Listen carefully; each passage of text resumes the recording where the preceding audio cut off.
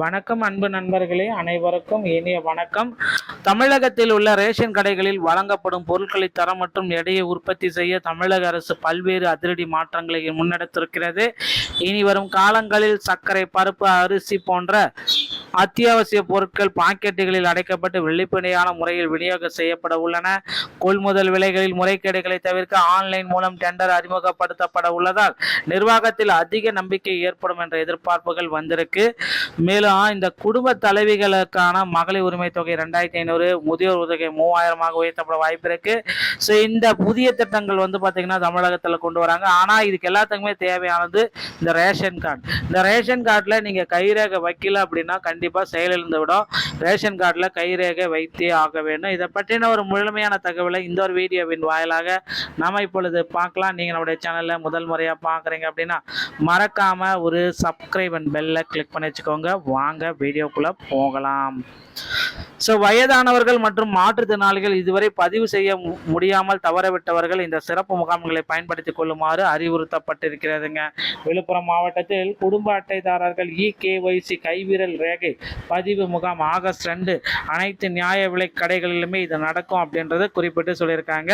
இதுவரை பதிவு செய்யாத பொதுமக்கள் இந்த வாய்ப்பை தவறாமல் பயன்படுத்தி கொள்ள வேண்டும் என மாவட்ட ஆட்சித்தலைவர் ஷேக் அப்துல் ரஹ்மான் அவர்கள் குறிப்பிட்டுள்ளாருங்க.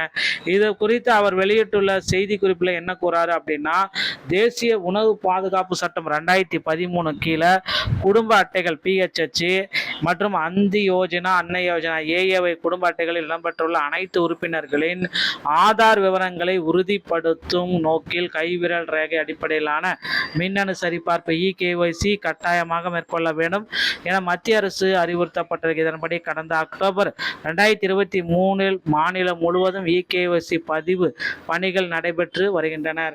அதன்படி விழுப்புரம் மாவட்டத்தில் இதுவரை EKYC கைவிரல் ரேகை பதிவு செய்யாத முன்னுரிமை PHH, அந்தி யோஜனா, அன்னை யோஜனா குடும்ப அட்டைதாரர்கள் மட்டுமின்றி அனைத்து வகை குடும்ப அட்டைதாரர்களும் தங்கள் குடும்ப உறுப்பினர்கள் அனைவருடன் சேர்ந்து 2 ஆகஸ்ட் 15 நீங்கள் சிறப்பு முகாம்கள் நடத்த போகிறாங்க. அங்கே அந்த மாவட்டத்தில் EKYC பதிவை நிறைவு செய்து கொள்ளுமாறு கேட்டுக்கொள்ளப்படுகிறது. இந்த சிறப்பு முகாம் வட்டத்தில் உள்ள அனைத்து நியாய விலை கடைகளிலும் காலை 9 முதல் மாலை 1000 மணி வரை இது நடக்கும்.